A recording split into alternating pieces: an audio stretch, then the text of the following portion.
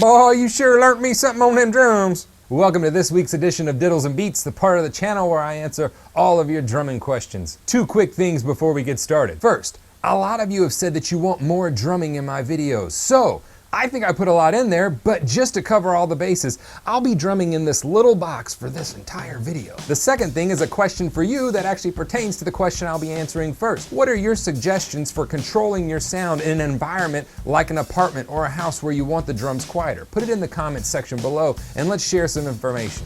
Now the first question comes from Alessandro on YouTube. He has an acoustic drum set, but he lives in an apartment and he wants to know how he can play quieter and still practice without bothering his neighbors. Now, barring the obvious answer of just play air drums, what are some things that you can do? Well, I've had experience with this. I lived in an apartment when I first moved to New Orleans and was playing full-time down there. I had to find a way to practice and I went through several things. Option number one, and your most expensive option, is going to be look at an electronic kit. Now I know what you're all saying. Boo! Electronic kits suck! I don't feel like a real drum set, man. I just can't get the sounds I want. Why don't I sound like JoJo Mayer when I play? Electronic kits have come a long way. They do feel more natural and they do have better sounds in them now. That's gonna be your most expensive option though. The thing you'll still have to deal with is some vibrations that if people live below you, and some thudding, but if people live above you, they may still complain about. The second option you have is Aquarian in-head mounts. This is actually a mesh head that mounts inside the rim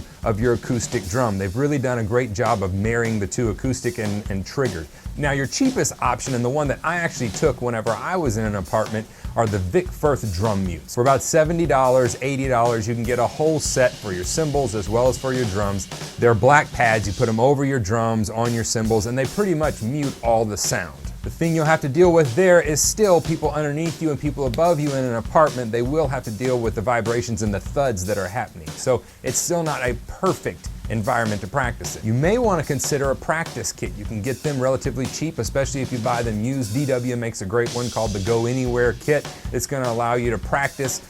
You won't get the sound of drums, but still you'll be able to practice in that apartment environment. For cymbals, your options are going to be somewhat limited. You can use those Vic Firth mute pads. They work well on cymbals. You can also use the Zildjian Gen 16 AE cymbals. Now, I had never played these, and I played them at PASIC, and I really liked them. They're significantly lower in sound. They were meant to be effect cymbals. They're significantly lower in sound, but they are not silent. So if you buy them, just know they are not a silent cymbal, but it is vastly reduced sound. Your other option will be a little bit more extensive, and that is going to be build a room within a room. Now that would take me a really long time to explain how to do, and I can in a future video if that's what you want to hear.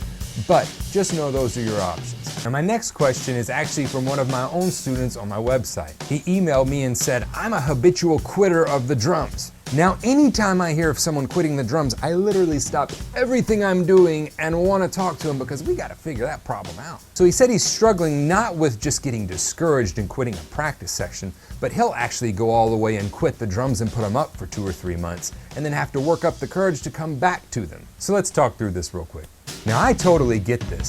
Some days I go in the practice room and I just feel like I sound like this. Like I can't play anything. It's just ridiculous.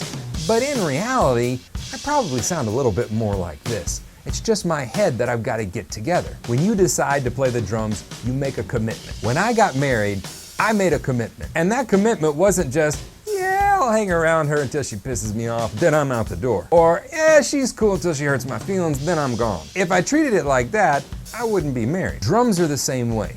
We have to view it as a marriage between us and those drums, and we've made a commitment. We are committed to furthering ourselves, and come hell or high water, we are going to stay committed and playing these drums. Now the next few things are just some tips that you can do to keep yourself motivated and keep yourself from getting so emotional over your practice time. I find that far too often we make our practice times this emotional thing. We have huge highs and huge lows, and that's great because that keeps us encouraged to keep going.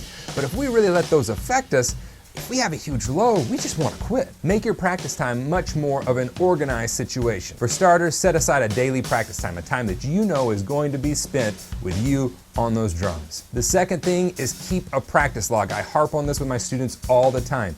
That's going to allow you to see your progress. So before you start, write down exactly what you're going to do and how much time you have to do it. When you end, take 5 minutes and write down what you got accomplished and where you'll start the next day. Define your goals and set dates. Don't just say, well, I want to work through this book. Say, I want to work through this book, and then go in 3 months. And then you go, chapter number 1 is going to be done in 2 weeks. Chapter number 2 will be done by month 1. Chapter number 3, and go through the whole book that way. Don't make the mistake of setting goals and not putting a time limit on that goal. Now, this isn't something I can do for you. This is just something I can encourage you with.